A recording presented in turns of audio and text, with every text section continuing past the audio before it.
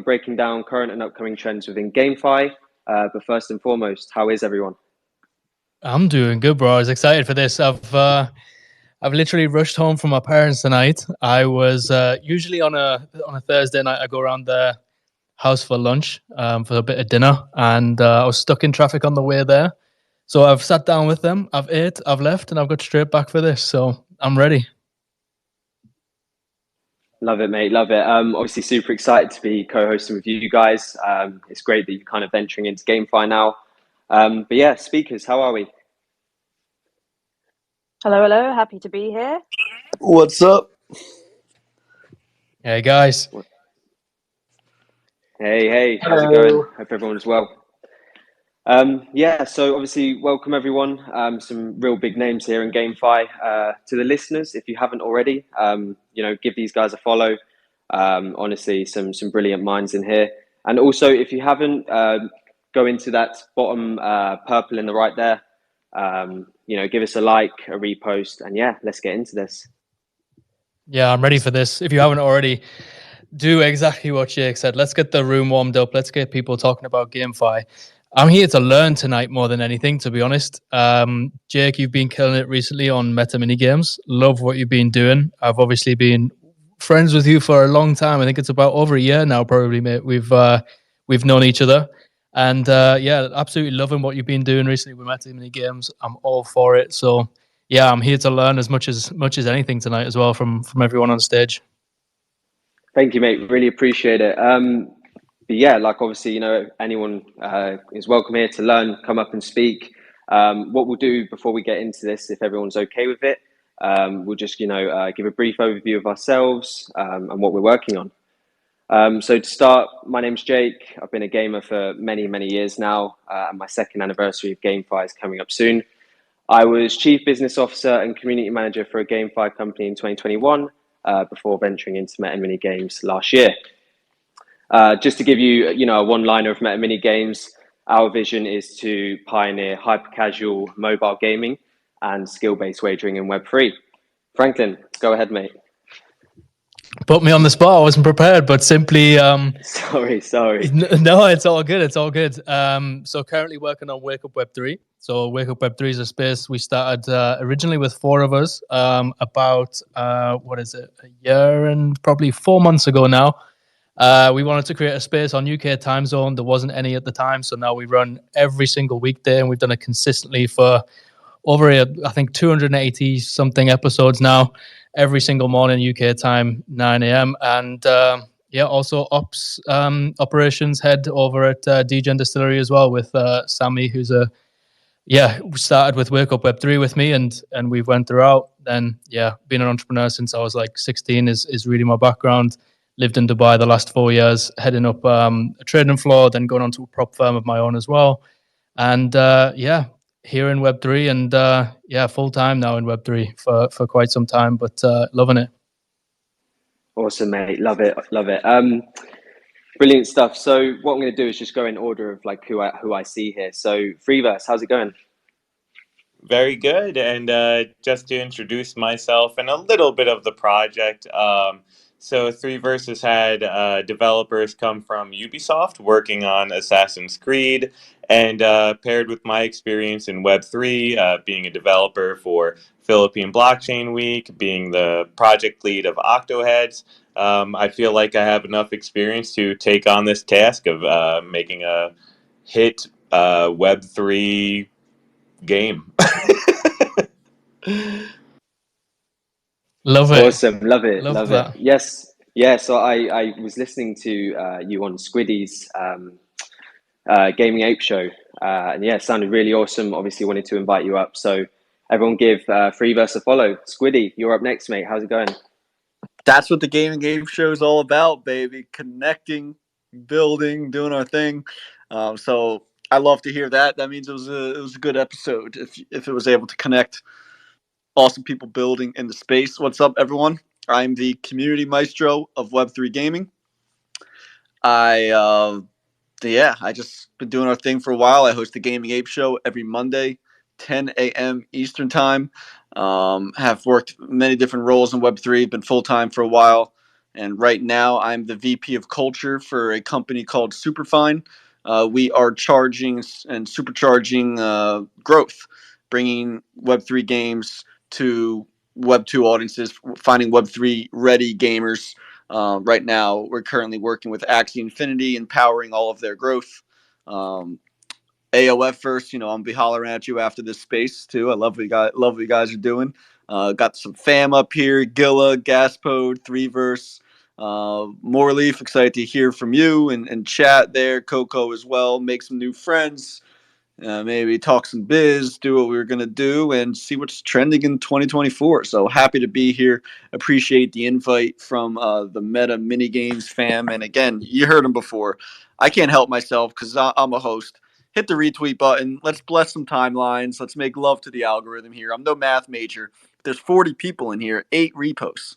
Let's get that up there. Let's show the space some love, baby. Let's show Franklin, Jake, Meta Mini Games some love, and get some people on the timeline and have a great space. Good to have you, Squiddy. I'm loving the titles there: the Community Maestro of Web3 Gaming and VP of Culture. One of ones, baby. One of Let's ones. Go. Community Maestro, when I was with Champions Ascension, was my legit job title. Because I was like, all right, I'm doing all these things. I'm doing a lot of extra stuff. And I'm like, all right, if you're not going to give me a raise, I need a gangster title. And I was referred to the community as the Community Maestro in an email from one of our, one of the main devs. And I'm like, all right, that's the title. Run with it. I love it. Why not? If there's no raise, then yeah, pick the title. Run it. Yeah, love it, Squiddy. Unmatched energy there. Brilliant. Excellent. Coco, go ahead. Hey everyone, I'm Coco. I'm Chief Marketing Officer here at AOFverse. And for those of you who don't know, AOFverse is a mobile gaming studio. We're making mid-core PvP games. Our first game is Army of Tactics, which is downloadable now. You can get it on Apple App Stores or Google or Android Google Play Stores. And it's almost finished. So you can get up to level 4. You can play loads of games. We've got 50k DAU currently, which is daily active users. So, and we just crossed 1 million downloads. So really, really excited for that. We have a big feature releasing inside of the game later on this month. So that's about the game. A little bit about me. I've been in crypto since 2020. Was in entertainment, acting, and marketing for theatre and arts companies as well. And obviously all of that stopped in 2020, and I just kind of fell headlong into crypto. It kind of before that, I for my sins was in investment banking and the corporate world, and I'm kind of completely moved away from that. And yeah, love this space so much, and happy to be here. Such impressive backgrounds. Honestly, it's amazing. It's amazing to see. And I like how you dumbed that down for us as well, the daily active users. As I said, I'm here to learn as much as anyone else as well. So I really appreciate that. Yeah, when you're in the space and you're talking to your team every day, you forget, like, you use all this jargon. It took me like 6 months just to figure out crypto jargon when I first joined. Like, what does NGMI mean? Yeah, exactly. I mean, even rugged and stuff, like all the terms we use. Wag me. It's it's baffling on the on that side, just general Web3 terms, let alone getting into the other stuff. But yeah, super impressive background so far. Who's next, Jake? Yeah, honestly, really, really impressive. And I love the branding of Army of Fortunes, by the way. So really, clean. really cool. Yeah, honestly. But yeah, we have Gaspode next. How's it going, Gaspode? Hopefully you can hear me. I'm not sure which speaker or mic it's going to use, so I'm just going to speak really loud. Okay, we got thumbs up. Yeah, I'm Gaspode, been in Web3 for probably close to 2 years at this point, creating content. My cheesy tagline is introducing new games by any means necessary. Covered over 200 Web3 games at this point across YouTube videos, Twitch streaming, Twitter streaming, TikTok, written reviews on games3.gg, podcasts with founders, and my newsletter for written reviews. The longest standing one is the Project AMA kind of Twitter space I do on a Tuesday, which is 72 episodes at this point. But yeah, happy to be here. Awesome. Yes, really excited to have you here, Gaspard. I have been watching your videos recently and very informative, and yeah, the content is excellent. So yeah, super happy to have you here. Gila, how's it going? Yeah, what's going on, fam? We had Ronin Radio earlier today. It's nice to see a couple of the faces that I know up here in the speakers. Appreciate the invitation. Yeah, I don't have like an elaborate background. I'm literally just a fucking reptile. So shout out to you guys. Thank you for bringing me up here, and I'm excited to have some good conversations about Web3. So let's go. No, Gila, love it. Yeah, sorry, I said I was going to tap in earlier. I've just been super busy today. Just got home, obviously preparing for the space. But yeah, love Ronin Radio. I've been watching your Pixels gameplay as well with the play to airdrop. So yeah, awesome to have you here, man. More life. How are you today?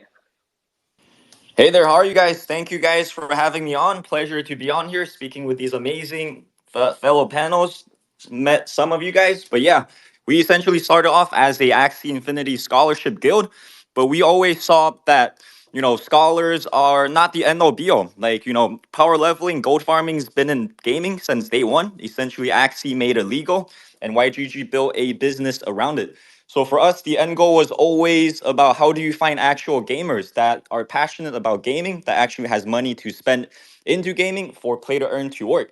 So we decided we need to really build a media entity, sort of like a gaming org. So essentially when the bear market happened, we cut off our entire scholarship division to focus entirely on building out a gaming org-like structure. And we have presence in the Philippines, in the US, and in Brazil. And we're just involved in a lot of go-to-market, helping these games with user acquisition on a global scale, and exploring creator distribution, which we'll talk about later. Amazing, honestly, yeah, so good.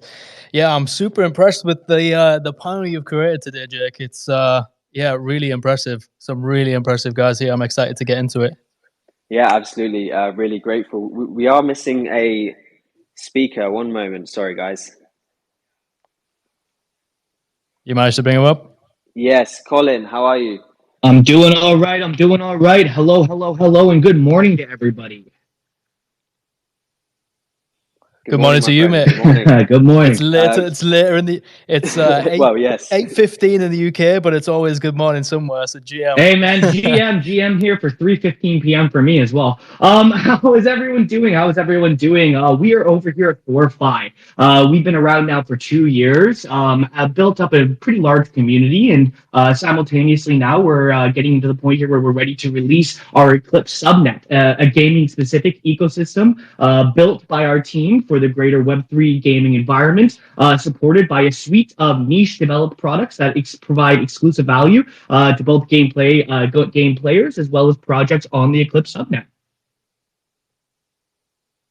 Amazing. Thanks for joining us today. Yeah, again, the background's super impressive. Another one, Jake. I am ready to get into this. Where do we start today, man? What are we kicking off with? Okay, so I do have some questions typed up here, but I do want to keep the conversation as fluid as possible. So, if we need to divert a little bit, or, we'll just keep it as fluid as possible. But anyway, first question I have for everyone, which obviously relates to the title.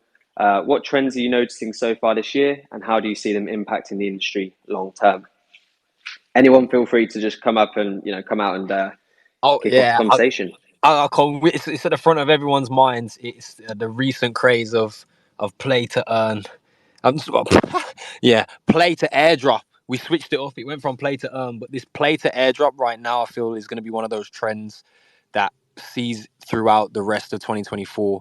We're already seeing how it's enhancing performance and player liquidity in certain experiences.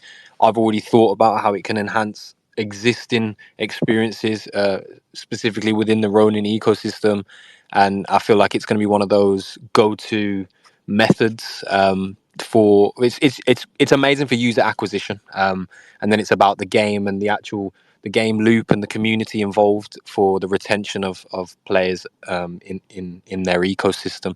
But I most definitely, I'll call it now, I think everybody could agree, and I'd love to hear if somebody doesn't, but I can think everybody could agree that play to airdrop is going to be one of those abbreviations thrown around quite a lot in 2024. Yeah, I think I'll definitely agree. I think we've seen it time and time again with just airdrops in general, right? The farming that's been around, tokens as well.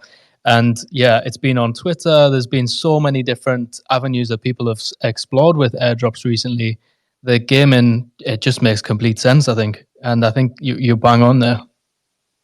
In my opinion, I think airdrops make the most amount of sense for starting off this initial new cycle of Web3 gaming. I don't think airdrops are necessarily a great way to build a long-term dedicated industry behind, the gaming industry that we're all in. I think one of the major trends that we're going to continue to see is the advent of next generation, I'd like to call almost Web 2.5 gaming. Last cycle here, we saw the advent of play to earn, and we saw essentially a bunch of really limited experiences for gamers who essentially were playing a unfun game in order to farm in-game reward tokens. Inherently, we understand that those models are inflationary, and those models certainly don't serve the game justice in a longer-term perspective. I think games like Shrap, and I think predominantly Web 2 based games with smart Web 3 implementation, specifically more on player-owned assets, is going to be the future and usher into the next generation of Web 3 gaming. Yeah, love it. I think that from my perspective, having been in GameFi since 2021, I think that there are obviously economic discrepancies with play to earn when we look at kind of the reward trilemma of inflation of supply equals liquidity. A decrease in liquidity and yield, and I think that to an extent, of course, play to airdrop mitigates that.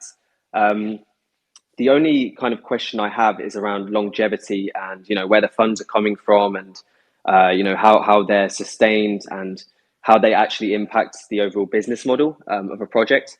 But yeah, no, I completely agree. But anyway, over to Gaspode. I think Gaspode was first. I do. Sorry. You segued me very well, to be honest. I was going to say I was going to join in with Gila with the fact that play to airdrop is just play to earn with a fake mustache on. Exactly the same concept. I think that the time delay aspect that is entered into because of airdrops, there's a little bit more, you don't get your rewards instantly, kind of good, but it also then means that all the sell pressure comes at the same time, and I worry it leaves the scholars in the manager scholar situation, which will definitely set up again in a bit of a riskier situation because they won't know exactly what they're spending their time from because you don't know how much it's going to be worth at airdrop. But on the positive side, so I'm not always a negative Nelly, we are seeing games looking to prop up these airdrops with traditional revenue streams. I haven't been on Army of Tactics recently, but the other mobile games I've seen that have been coming out are adding in what we'd normally see in mobile games in terms of microtransactions and using that as a way of bringing in traditional revenue. We are also seeing games which maybe aren't mobile doing monetizing season passes and battle passes, stuff that we're all very used to in traditional gaming. Again, another traditional stream of revenue, which can then help make the play to airdrop more sustainable by not relying just on new players. There is always the risk that the money in is outstripped by money out. And I think this is just where companies need to be careful around how much they promise around airdrops, how often they promise it, but also avoiding the trap that Axie got into. Because I think Axie is good, but it got a lot of people playing it where it's not their genre because they wanted the rewards. And as soon as the rewards disappear and it's not the genre you want to be playing anyway, some of your population leaves. So just making sure that you incentivize the right audience to come and play your game so they're there long term with you. Yeah, absolutely. I think that's such a tricky balance to get right. It's kind of you kind of needed to reward enough, right, to get people in and incentivize the gameplay.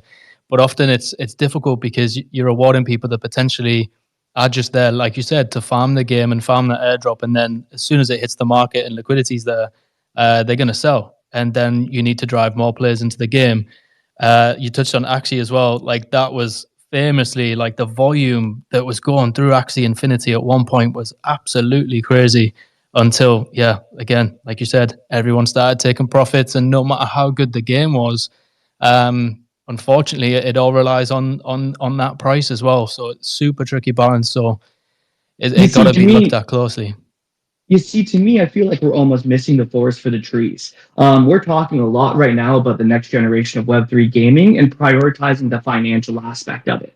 I think the thing that killed a lot of the previous generation of play-to-earn gaming was, of course, people farming these inflationary in-game assets, but also these were not games that had gameplay loops that captured audiences. Ideally, when we're going into the next generation of Web3 gaming, we're going to be having games that are building player bases based on the gameplay loops and the merits of those games, not with shoehorned Web3 tactics or Web3 elements being added in as, quick opportunistic cash grabs. In my mind, I think, the focus and the priority here of our industry should be on creating unique, innovative experiences with addicting gameplay loops, and then adding in finances and Web3 when that makes sense. I think that's how we learn from the lessons that we had in the last cycle.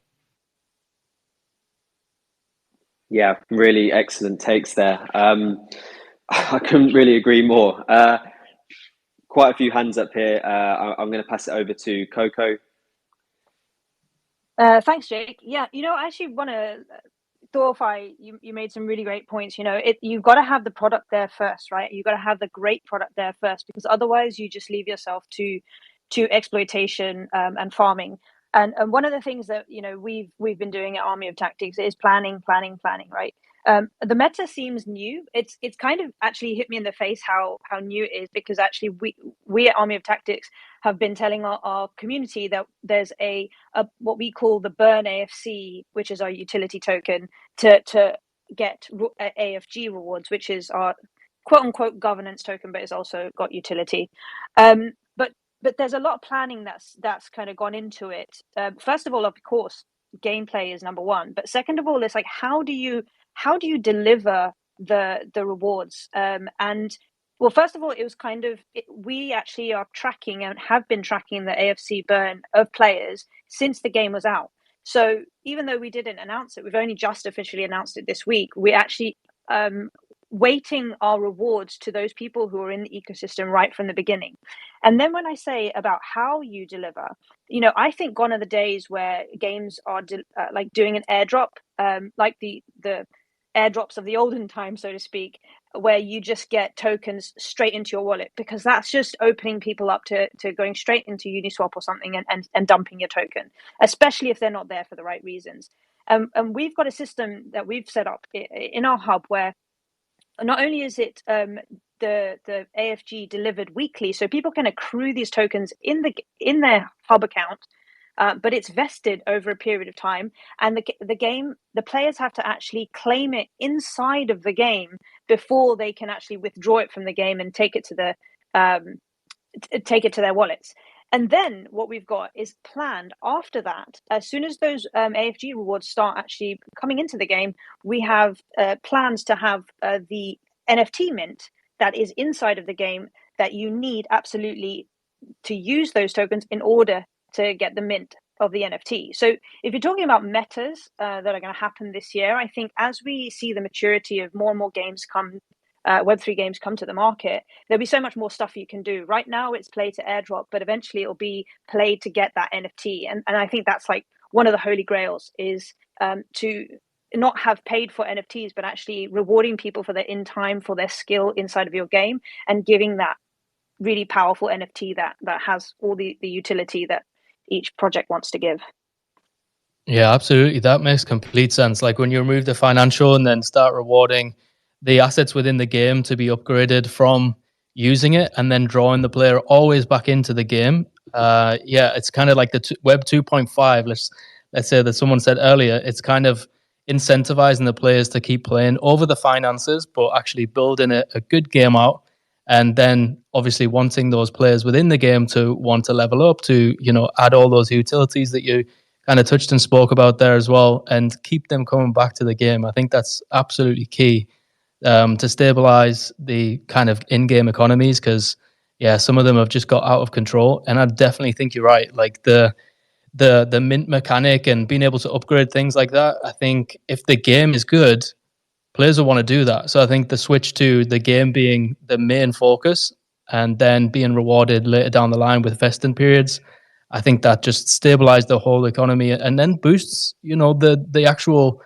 let's say, builders in the space that are building these games, like all of yourselves, to do more, to push more, to make more games that want people coming back. And I think that's what's really going to see it forward. And I think that's what's going to be the difference between the airdrops that just sell and kind of go, the ones that are kind of in it sometimes that we see over again, just for that, the pump and the money. But the really longevity games are the ones that can hold players in this space. And yeah, I think you're right. I agree with you, man. Completely. Speaking on holding players in the space, I think another fantastic thing that we can do as an industry is to start offering more cross-promotional discovery opportunities across our entire industry.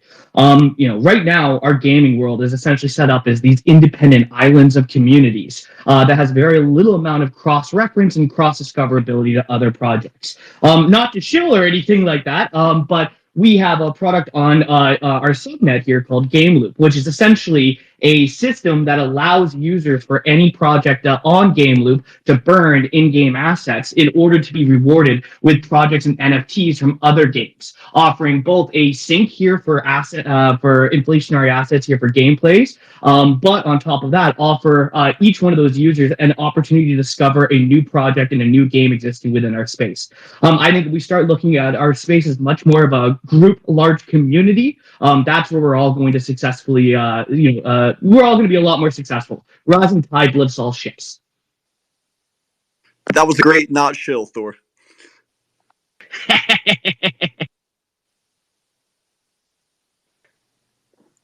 Yeah, great not shill. I say that was love. I can't help myself.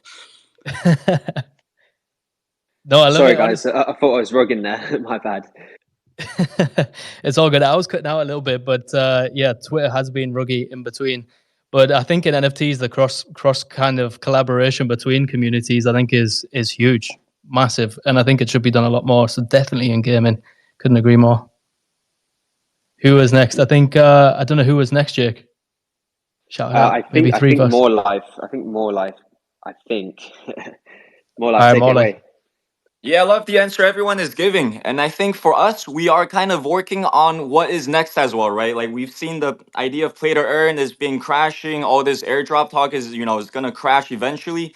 But I think what's most bullish is that a lot of these games are building since 2021, 2022, that once they are actually funded and build a fun game out, that is when we see the next avalanche of people coming in. And for us, it's the meta is in what we call creator distribution, that we know that creators with the loyal audiences, a lot of these creators have millions of followers, they have a much more direct and engaged audiences that is actually much better at helping games publish. Like I was speaking to the ex-CEO for Riot Games in China yesterday, and he was saying, that for them to run traditional, user acquisition campaigns and performance marketing, they're spending all these ad dollars, right, on Google, on Facebook. All of it is essentially going to these tech giants. That it's not really helping them with user acquisition. So that whole model is ripe for disruption.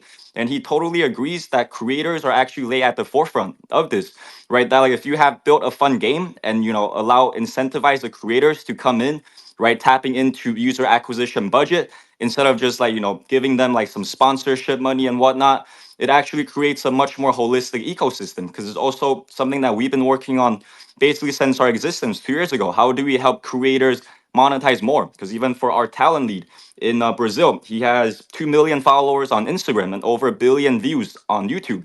And he was only able to monetize $50,000 from those 1 billion views. So a big part is how do you enable creators to work much closer with these game publishers that can actually allow them to monetize more, whether through help selling these NFTs or help with user retention mechanisms like tournaments or events and whatnot. But yeah, very bullish on the creator economy and how that impacts game publishing.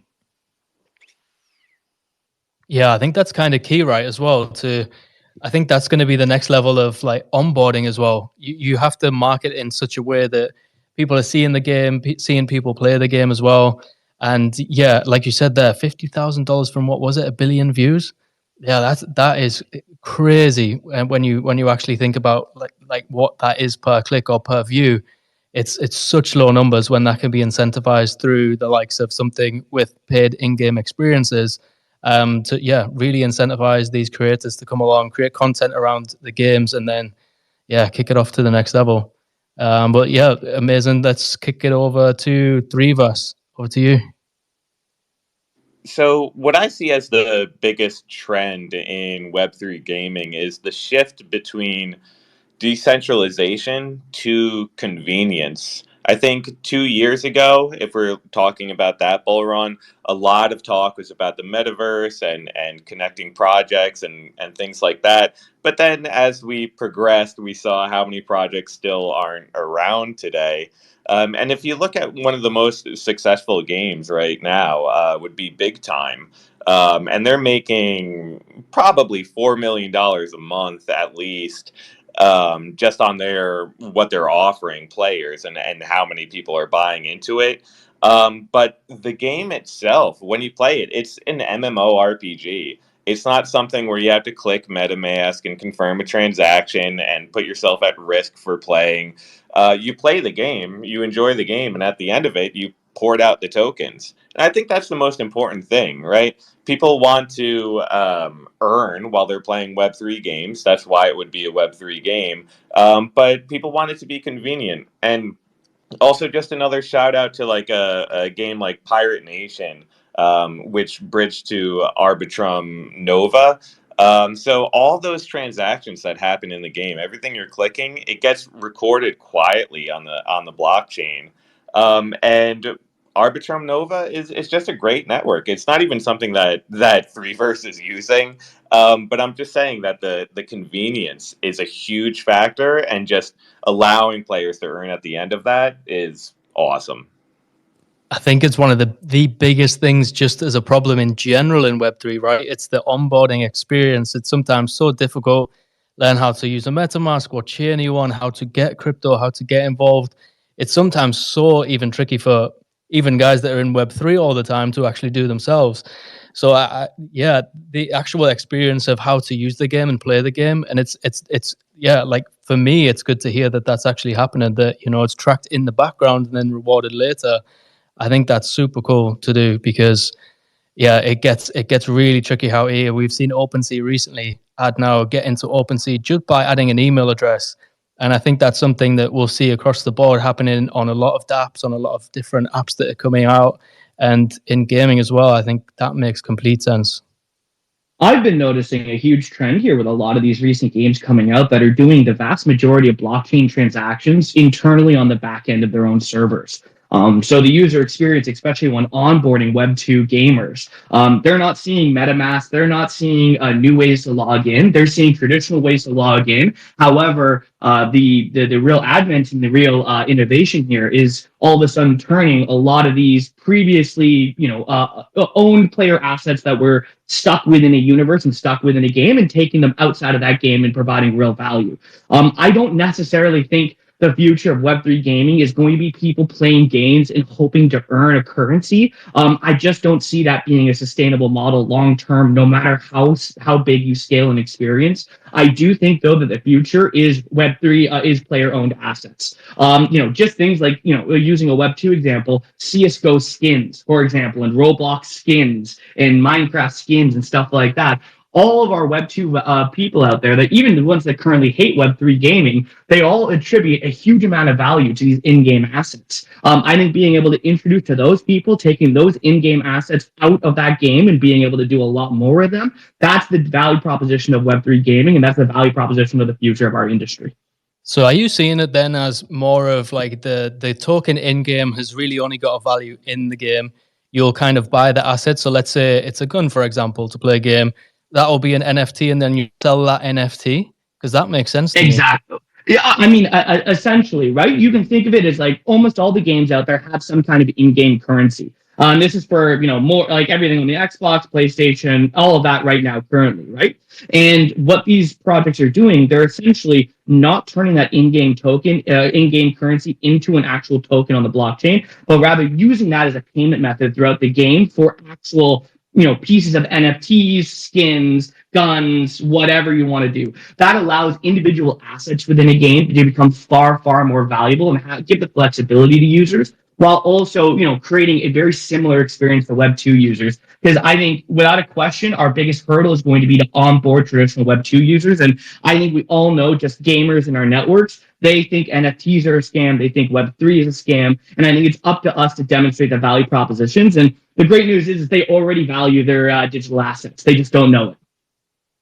Yeah, but I mean, again, you're seeing like big gamers spend sometimes, tens of thousands of dollars to upgrade guns and things. And then once your account's gone from that game, or you get banned from that game, that asset is completely gone. So the ownership over these assets in game, again, makes super sense. The value. That is the value of Web3, and that's what we're building with our partners to create really innovative ways that we can onboard these Web2 users into a Web3 environment in an extremely subtle and value-based way. Amazing. All right. Yeah, that makes complete sense. For anyone joining the space right now, or has just joined us wherever you are in the world, it's probably GM somewhere. So we'll say good morning. Make sure to like and retweet the space. We've got some super talented people up on stage as well, and some great projects that we're going through. Currently talking about what trends in 2024 and what we're noticing so far this year. And I'm going to throw it over to, I think Gas was next. I'll throw it back to you. Hey, I've got 2 points. I can't remember who said the first one, but I'll then go to something Thor just mentioned. To do with not seeing as much blockchain and not having as much decentralization. No one cares about decentralization much now. That's obviously a sweeping statement, but the vast majority of people won't, and the vast majority of gamers won't care about decentralization. So I think a move away from that is good for getting a wider audience involved. I like the hat tip towards Pyro Nation. They do it very well in terms of the transactions, so do Big Time. I think the less transactions and the less visibility is probably better for a wider audience. We also see a lot of games, and I think this will be a trend, where they're going cross chains. And in terms of my ease from a gamer's point of view, if I have a token, I would like to be able to use that token without having to bridge it across for other bits. And we're already seeing games that accept multiple tokens and even fiat to pay. And I think that's a great way of just making my life a bit easier. There will be some games that maintain, like Pyro Nation and Midnight Heist, and also a couple of other ones I've been playing, Sunflower Land, where all the moves are on chain. And I think that's great. But it doesn't make the games that don't do that any less Web3. And I think that we'll just have audiences who like those different bits going where they are. Final one is just on what Thor said about the value of ownership of assets. People do like it. I do think people in Web3 have a bias to over value how much people like owning assets in terms of being able to do things later with them. And I do think one of the risks that projects need to be aware of is if you are only attracting people who do value those assets because they own them and they can maybe trade them later on. Someone mentioned people like dumping thousands of pounds into games and then they lose that asset. People spend thousands of pounds on casual mobile games and all they want back is the flex of being near the top of the ladder and the enjoyment. And if you attract people who want to buy things because it might have a future value or they might be able to sell it later to recoup some money, that's not really the traditional gaming whale who dumps loads of money and then walks away. And from a project survival monetization point of view, you don't really want crypto whales who buy loads looking for an ROI. You want traditional gaming whales who dump thousands of pounds without a care in the world because they just enjoy playing. So I think we need to be careful which whales we're hunting. Do you think they're kind of not bothered about it because they've not been introduced to it yet, maybe? Maybe it's a concept that they've not really been exposed to in a way that they have thought about it before. They're playing the game and spending the money. But is it maybe a case of they would be incentivized even more if they think, I'm going to get this asset. Let's say a gun, for example, again, upgrade my gaming. I'll be way better at the game the more I play. And then eventually, I can sell that to someone that might wants to get into a game, going to spend a bit of money to get a head start and be a little bit better in the game, more equipped. Do you think it's they're not bothered, or do you think they've just not been exposed to it yet? It's not been an option to them. I think we need to educate them. Is probably one of the most patronising lines to come out of Web3 when they talk about traditional gaming is not quite understanding it yet. I think for most people, Some people it'll be value. Some people there'll be value. I like the idea if you're kind of upgrading that being an achievement. That is better for me than the idea that I might trade it later on. But for a lot of people, the idea of it being tradable will actually add a kind of psychological sell pressure because they now have something that they need to worry about whether they should be selling it now or holding on to it. Are they going to lose $100 if they play with it now? Have they won the best sword? And in WoW, they'd now go and walk around the street showing off their best sword and go and kill a dungeon, and everyone will think they're quite cool. But now I've got a sword that's worth $1,000. Am I the sort of person who can hold on to a sword that's worth $1,000 just to play a computer game? Or have I now put psychological pressure on myself when all I wanted to do in the game was relax? So there'll be people who value it. There'll be people who, like me, who's never sold anything secondhand in terms of my games that I've had previously. And I don't particularly see myself doing it with a lot of my NFTs because I just don't get around to it. But there will be people who value it. I just think that the people who are already in the space over index to people enjoying ownership because we've all turned up because we like ownership. Yeah, it's a good. It's a good thing. I actually kind of want to come in on almost a little bit of a different opinion here. I totally understand Gaspo's position, but I'd make the argument that the player-owned assets value proposition here to Web2 gamers already exists within a Web2 context. Look at the CS:GO skin market, for example.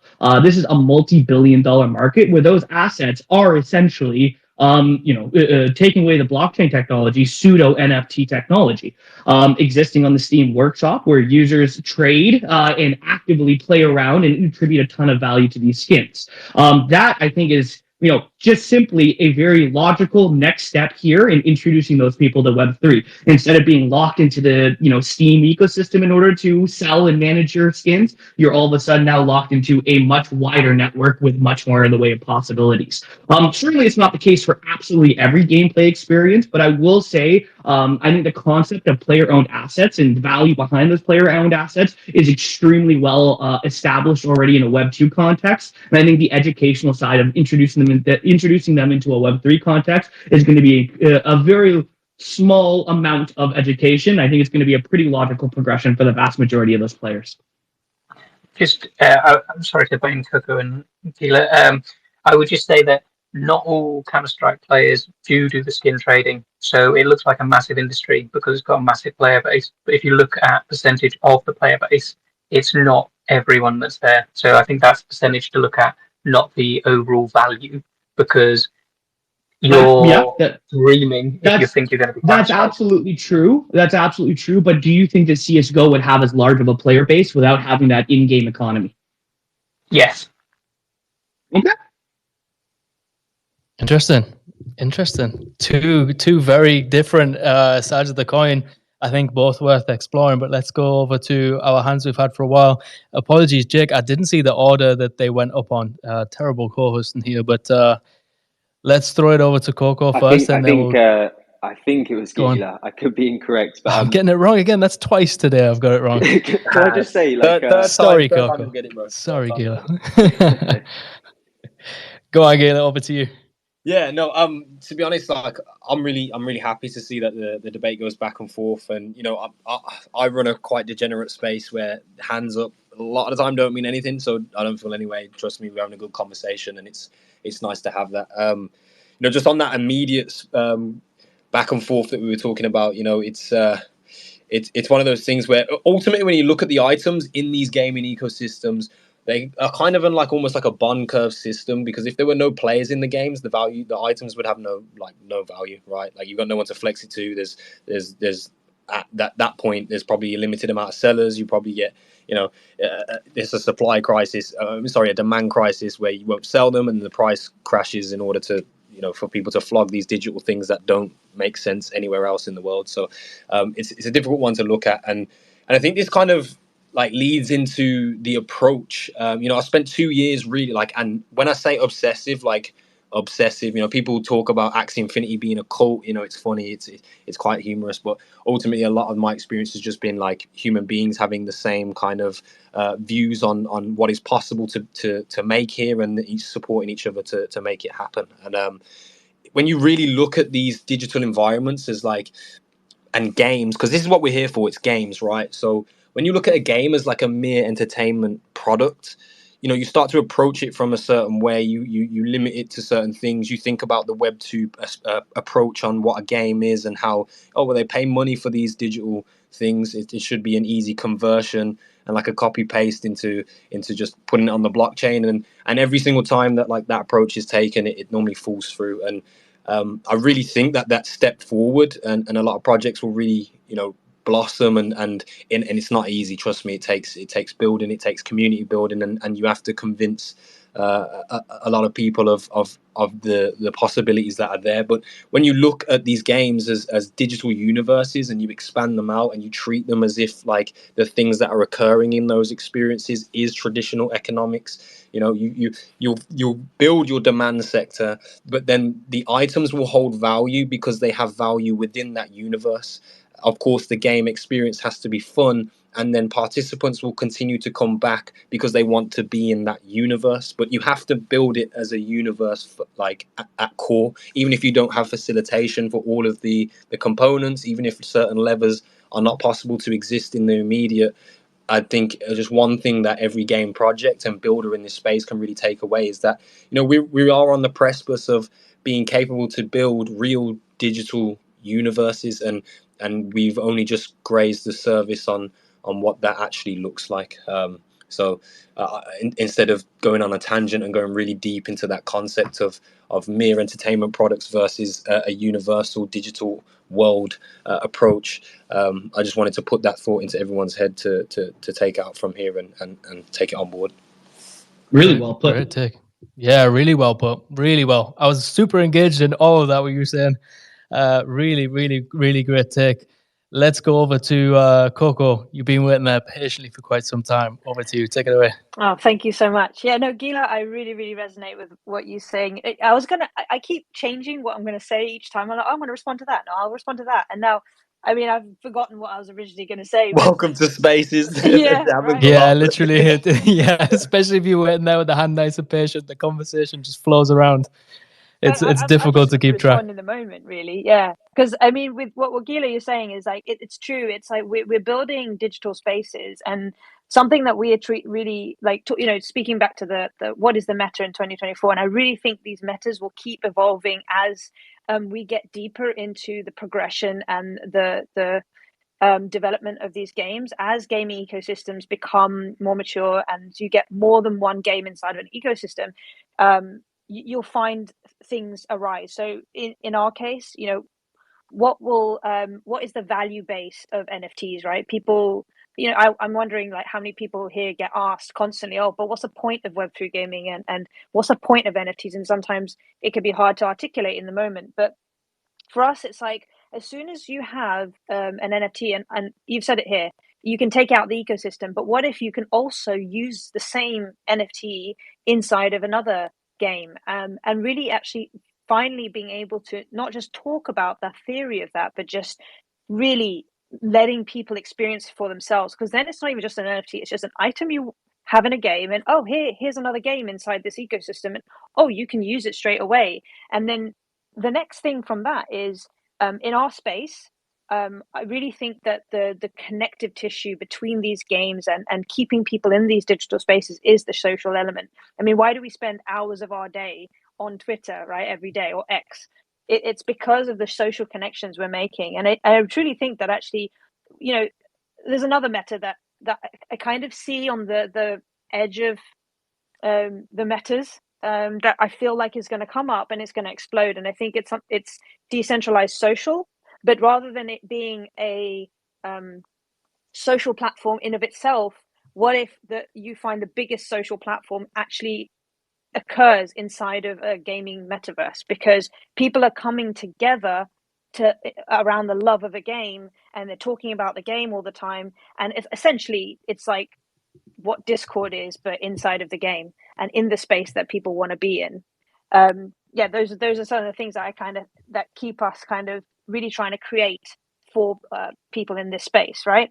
And you think about like what people are. How do you, as a business, go about this, right? Because we think about it from a player perspective, how we make these things like NFTs and tokens and incentivize people and reward people in different ways, but in terms of like where you've got to look at it from a business perspective is you don't have to have tokens in your ecosystem if it doesn't work. I think the great thing about Web3 is that it's modular. You can be a company and have smart contracts. You could have just NFTs, or you could have just tokens, and that's the beauty of this space. Like, there's so much creativity, and sometimes it's better to just pick and choose slowly before jumping into everything. That's Yeah, so well put. great take.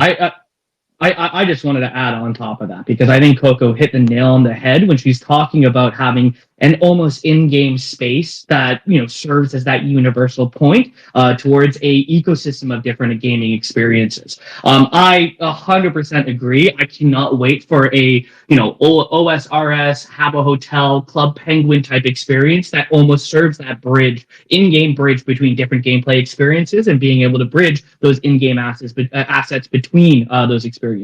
Just wanted to add on there, Coco. Totally agree. Amazing. Can I just say, this has been an unbelievable conversation. I haven't even needed to interject once. So we may have even found the greatest panelist of speakers of all time. Honestly, really grateful for everyone coming. Squiddy, let's go over to you. You guys stole the thunder there. I was gonna say these people are really smart up here, especially here too. It's I'm really loving to hear a lot of these insights. I'm sitting over here taking notes, hanging out, um, doing our thing. That was when I was with my last game. So again, I'm no longer working directly with a game. But one of the things that we always look forward to is that we had these testing sessions, and maybe Gasboat was a part of one of those at one time. But we had, there was like a pub in our game. So all the players would come in with our characters and our assets.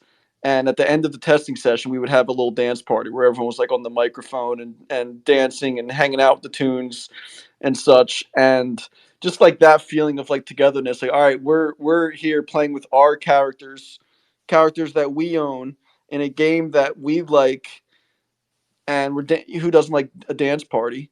So dancing, kind of dancing it up as we kind of like wrapped up the session. It was really just great, like community building and kind of rocking it, where it's like, okay, we're all in this Discord chat, we're in a group Discord, but we're not in it. We're in the game. We're in a pub in the metaverse aspect too. And that was always a fun time to bring people together in that regard, and just something that just a fond memory about too. And there's so many different ways to kind of like share and create those memories and those bonds, because the more that you can create those bonds, the more bonds that players can have by playing your game, the more loyal and love that they're going to have for you for that game. Because if I always use the reference, if your game connects two human beings, they become like real friends, right? And again, you can make friends on the internet. You can make genuine lifetime connections on the internet by building and cultivating these relationships. Something that we as a generation are going through, that our parents were not open to, right? Like, these are like, it's a whole new world, and how we've kind of been growing up and rocking it with the access that we have, and the global, not repercussions, but just the globalness of what we're doing. If your game is a part of that and you can help facilitate a real life connection, you'll be in those people's minds and brains for the rest of their lives. So being able to kind of like facilitate those is something I think is definitely really, really clutch. And I've seen a lot of games, a lot of friendships develop so far. Literally, I made my best friend in this space by just being in the same NFT collection and enjoying the same games. And now I'm working for the guy. So it's I can say it as an example, and I see it so many times, and it's a beautiful thing to see when it kind of comes back and touches on just genuine human connection. Absolutely, that's how me and Jake even met as well. And the majority of everyone, that connects in Web3, that's how it happens through people that you meet in certain collections. It's all about the community aspect, right? And for gaming, that again, what it just takes that little step further, that brings the community element to meet people like you playing the game and enjoying it. Like Gaspo That's and what it's all about. like legit friends of mine, right? Like, I'll like go to bat for these guys at the time, just because of the times we're spending talking on this beautiful little social app. So it's I really think like that aspect too, on top of the ownership, is really helping things kind of push along. It's something we can't forget, that there's people behind the PFPs, there's people behind the games. Unless it's a farm, a bot farm. You've seen all those videos with the tons of phones, but at its core, these are things too that if games can capture those experiences, I think that'll help them become more sticky and kind of connect. And I'm getting used to Yeah. the hand raise thing too. It's a new experience for me, but I'm trying. I love how you came in with the beautiful little social app as well, because we still don't know what it is. Is it X? Is it Twitter? I don't think we know right now, but it's been a great hour with everybody. What I want to do before we kind of get to the end of the space, we planned for around an hour, but we got some amazing people on the stage, some really good projects. It'd be great whoever wants to do a little bit, a 1 or 2 minute on the project, what you're working on, maybe some alpha that you might have. And then what I want as well is another game that you're actually looking on that you're quite bullish on as well. So a little bit of a share on your project, what you're doing, maybe give us a little bit of alpha, what's coming next, 1 or 2 minutes, and then which game is bullish? Which one are you looking at right now that's like maybe a competitor or one that you like something that they're doing within the ecosystem? I don't know who wants to go first, whether they want to do a hand raise or whether we want to pick Jake. It's up to you. Can I jump in? Get some alpha. I'm gonna have to join us start space in 30 seconds. So I'll just shout mine out and then run off. Go, do it. That's all right. Love it. Go for it. Go for a guess. Yes, I love playing new games. If you've got a new game, tell me, and I'll try and play it. My shout out is going to be Rumble Arcade. I see him in the audience. I have rated them on my review chart of almost my full personality because I somehow managed to talk about them at any opportunity. But I also see plenty of other games that I've covered in the audience as well, and they've all been fun in some way. So it's been great chatting to everyone, and I'm sure I'll see everyone around in the space. Great to have you, and thank you very much. Thank you, just again, one more time, who do you shout out there? Rumble Arcade. I see him down in the Rumble listeners Arcade. there. Sweet. All right. Perfect. I don't know who wants to go next. Feel free to jump in. Hands up. Squiddy's there with the hand. All right, I'll rock it next. Let's go. So one of the games that I'm loving right now, and I think is going to be great for 2024. Again, I've got no direct affiliation with it right now, but I love what Planet X is doing. I'm not sure if anyone is familiar. They've got great graphics. It's mobile, great extraction game, and I love the team too. So you're able to win like real world prizes when you go on hunts. It's electric, and they've been doing things the right way. They came to market with a ready to play beta. Not just dropping NFTs and getting things rocking. And they've just continued to exceed all of my expectations there. So that's something I've definitely got my eyes on. And I've also got my eyes on AOFers in the house right here too. So I gotta shout them out. It's been great to see them on the timeline. And my little shill about what I'm working on is Coco. Check your DMs. I would love to chat and see if there's maybe a super fine super fine AOF potential collaboration there. See if if you're the marketing person too, it's would be great to chat. And yeah, again, that's kind of what we're doing right now, and just super fine. We were the accounts in the audience right now. We're just working on powering games. Working on. We manage and grow all of Axie's growth right now, and just getting ready. We're in a private beta as it speaks, and continue excited to work behind the scenes there and kind of get it rocking. So that's my shill. My shill is for a Coco response. That's all I need from this right now. Amazing. Well, Coco, you want to go up next? Let's give it a run. Yeah, for sure. Let's go. Yeah, let's go, Squiddy. I'm up for all matter of collaboration. So yeah, I'll get back to you on the DMs. For me, well, you guys, I've already shilled my AOF verse. I mean, I'll add one final shill, which is download the game. We always love to have more people in the community. Our campaign for burn AFC and get AFG reward is ongoing. So yeah, this is no better time than now. In terms of like the games that I play, I think I'm one of those people who like has like moments of time in between all the million tasks that I do, and I love to try lots of different mobile games. I think one of the games that I got really quite addicted to was Grape Juice, and it's the grape ecosystem. I actually just downloaded earlier this week all their other games because they've got quite a few now. They've got Grape Run, Juice Tycoon, Solitaire. I just love some of those like easy, hyper casual games. There's Food Hole by Play-Ember, I believe. There's Kings of Destiny. There's Honeyland. I'm just going through my library right now. I just flip between all of them. I'm just amazed and delighted by all the amazing talent in the mobile gaming space right now. So, you know, there's no excuse not to be playing mobile games at the moment that have Web3 connections. So, on your phone, go download them. Amazing. So if someone wanted to download AOF, how do they do it? Head to the website. Yep. So if you've got Apple, go to App Store. Android, you know, go to your Play Store, and you just type in Army of Tactics, and it will be the first one that pops up. Sweet. There you go, everybody. Check it out. Make sure you're liking and following everyone on the stage as well. Show them some love. It's been an absolute great stage. Let's go over to More Life. Yeah, mine would 100% be on Shrapnel. It's one of those games that's like a AAA FPS quality game. And I'd love to see a lot of the problems that we've been, mentioning throughout this spaces, like these play to earn aspect, these play to, airdrop aspects. I think the main problem is that it attracts the wrong crowds, right? Like these kind of financial hungry people. But the problem to solve that to me is just having like a fun game where actual gamers just want to spend time in it and just play in it for fun and then also spend money in it because they like to play the game. And I think Shrapnel is probably one of those games that is first in market to come out, and very excited to see how they can really change up the narrative and really changing our ideas or the public consciousness of what Web3 gaming is. Amazing. Love it. Love it. We've got Thor, you've unmuted, so I guess you want to jump in next. I thought I'd do that just Let's go. putting up my hand. You. All right. I seen it on mute. It's all good. Off you go, buddy. Awesome. I just want to say a big shout out to everybody here. Thank you for coming into the space and giving a little bit of your time here to us today. What we are over here at Thorify is we are a gaming subnet. We are an open platform providing gaming infrastructure to Web3 gaming as a whole.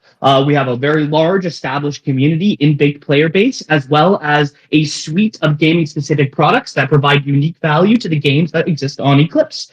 As for the shout outs here, I want to say a big shout out here to Samurai Saga as well as Hachiverse. I think both projects are doing some extremely interesting things in the gaming world. Hachiverse with a decentralized collectible IP similar to OGs and Pokemon for any other 90s babies like myself. And then Samurai Saga is coming out with a fantastic, really high quality MOBA. And I think that is going to be a game that's going to capture a very large audience as well. I'd also like just to finally give a shout out here to any gaming projects that are currently on this space. I highly recommend and invite you all to shoot us a DM. We'd be more than happy to chat with you guys. Amazing. Love the networking going on tonight, guys.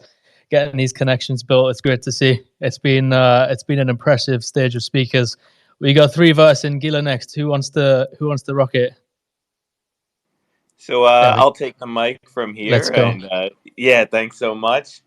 So just to talk a little bit about 3Verse, some of the things that we've already done is had a public beta. We've given out over $10,000 in prizes, Project Gajira NFTs, shipped Xboxes across the world, and none of that cost anything to enter. So that's a little bit of what you can look forward to in the future. We want people to be able to play the game and earn in the game. But the game is a turn-based strategy game where you're able to build decks and fight mechs. I didn't have that part planned to rhyme, but it just worked out. It's a really fun game. There are 80 cards in the game. You're going to choose 15 to put into your deck. And when we go into Season 1, that's going to be the point where, for example, if you're holding a Project Gajira NFT, you'll unlock Jira's Barrier, and it'll allow your mech to be immune for a turn with some energy cost. And so if you like turn-based games, it's definitely something to come check out. It's available on iOS, Android, mobile. You could download it on desktop. You could play it in your browser. So it's very much available. And definitely the play to earn aspect is a huge part of it. We want people to earn tokens while they're playing the game. So we are having a pre-sale on March 3rd, and I hope people will come check out that pre-sale. Anyone who contributes to the pre-sale will be eligible to claim Dynasty Mech in game for free. Otherwise, those mechs would be 0.03 Ethereum. And what those mechs will allow you to do is accrue rewards as you're playing against other people, progressing on the leaderboard. And in those modes, we have 1v1, 2v2, 3v3. Raid mode is in the works too, where you can partner up with your allies and then fight against huge mechs with missiles attached to them and all sorts of damage and whatnot. But yeah, for anyone who liked Hearthstone, if you like Pokemon, come check it out because it's pretty similar to that. We just have robots, and yeah, Great. so that's Threeverse, and I didn't mean to interrupt you either, but just to give my shout out to another Web3 game, I really enjoy Rec League. Rec League is also another game where robots fight against each other, and they use the parts which take energy. It's a little bit similar to Threeverse, but it's real time combat. It's not turn based combat. And I don't think it gets the love it really deserves. It's a really fun game. Check it out. But for anyone interested in Threeverse, by all means, come on over to the Discord. Check out the link in our Twitter profile, and we'll hook you up with an OG role, get you some NFTs in game, and make sure you have that pre-sale access. So thank you very much for allowing me to talk about Threeverse today. There we go. Love it. Honestly, it's great to have you here. Our last one, Gila, I think over to you. I don't know if you want to give us a rundown on Ronin Radio and Tribally Games, and then a bit on who you're looking at as well, which games you're currently playing, what you're bullish on. Yeah, appreciate you guys. I had to leave and join back because I just couldn't hear certain people, and it was. It happens. That's just Twitter these days, or X, whatever we're calling it. Twitter Space is not the greatest. Yeah, facts. No, we here now. We're here now. Yeah, man, it's been really cool to listening to everyone. But a little, everything that's going on in my world right now. Of course, the Ronin Radio is a space that I put on. Started the start of last year. We've ran over. We're just about to hit the 50th episode coming up very shortly. We moved from 1 to 2 a week, and we're live every Tuesday and Thursday. So if you follow the Ronin Radio, you'll be able to see us. And we basically, the idea was to create a communications medium for players within that community playing games in that ecosystem, the developers, and then of course Sky Mavis, the overarching developer of the network, to have a channel to listen to exactly what the community wanted to talk about and the things that they were saying, and to be able to come in there and actually directly communicate to the community as well. It was a pipe dream almost, and just a stab in the dark, and it evolved from originally a podcast, but we were able to really galvanize a community during a bear when there was not a lot of hype, and we really built that sense of like a family feeling, a connection with a lot of members across the community. People would check in, check out, and now it's kind of seen as if I've been distant for the last 2 weeks or the week or whatever, I'm gonna check into Ronin Radio and kind of get back up to date. So really grateful to be in that position, a lot of love in that community, and I genuinely have a lot of love for everyone that has been in that community for the last few years, and those that are coming in and desire to really welcome people in and let them know what it is. I still believe that a lot of the takes on Ronin and Axie are kind of dated, and a lot of things have shifted around here. There's lessons been learned. There's a lot of pioneering that is going on, and it's really an aspect of like, you don't know until you actually know, and kind of being deeply in the ecosystem, and even correlating back to what I was saying earlier about digital universes. There's so many intricacies. If I was to onboard someone from zero today, we'd probably spend 2 days together having to go through a lot of game experiences and a lot of different mechanisms or operations that occur within that ecosystem. So it takes time. I would recommend that everybody at least does some diligence, even if it's not your cup of tea. It's not somewhere where you're going to spend. It's not the universe you want to spend time in. But there's a lot of good stuff going on over there. And yeah, Tribally Games community lead. It's really nice to hear UK accents in Web3 a lot of the time. So shout out to all the people from UK. But yeah, a group of guys and an amazing girl, Amy, engineers, tool builders, worked in traditional business beforehand, but coming over into the Web3 scene, they made community-made tools that performed so well that they ended up becoming, a vital asset to Sky Mavis themselves during the last era of Axie Infinity. But yeah, tool builders at heart. And the idea really right now with Tribally Games is we want to create a social platform that is literally for the next generation of games, and that conversation about the universes is really providing a platform, a paradigm in which all of these universes can exist, and players, the single entity of the creator or the player themselves, has somewhere to go in to build reputation, to track their histrionics of what games they've played, what achievements they have actually accomplished, and assets that they own. There's a flex element. There's also a forums aspect that is on its way for helping players onboard other players, and you're not having to tell the same story to a new player every single day in the Discord because they're brand new and they didn't see the chat because there's 400 different messages talking about, I don't know, WAGME and stuff. So yeah, there's a lot of things we're trying to build. Tool building is a natural thing, and the tools tie in with pixels right now. We've got Play to Airdrop going on. There's a lot of hype around it, 160,000 daily active users. And something that the Tribally platform is actually doing right now is it's building a reputational score, as well as, Pixels does that in game anyway. But it allows for justification of authentic players and an authentic player base. And that's something that will be built out throughout the rest of the year. That's priority right now. So, but this is something that, of course, the market is sought after. The DAU as a metric itself is largely flawed. So we saw that as an opportunity to really, give games that leverage of understanding who it is that's playing their games as well.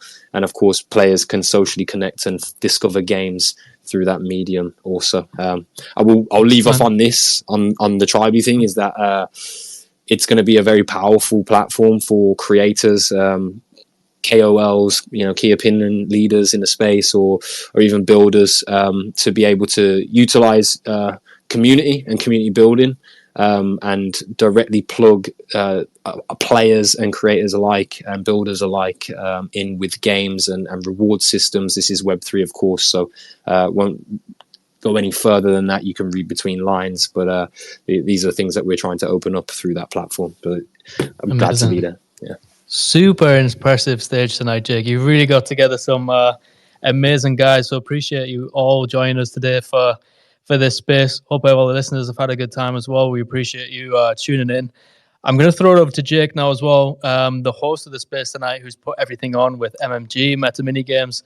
Jake, give us a bit of a rundown on what's going on, what updates are coming with MMG, and what you're looking at as well, what you're bullish on, and then we'll kick off and wrap up the space. First of all, as I've said already, I'm just astounded by how this conversation has flourished. So I had many questions typed down for this, and we only needed one, which is pretty incredible. So I've just kind of been, stood here listening to everyone. It's just been amazing. So other than what we've got going on at Meta Mini Games, something that I'm really bullish on and really excited for is BR1 Infinite.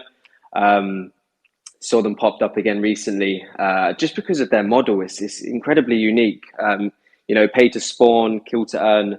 If you don't know who they are, I would definitely check them out. It's really, really exciting.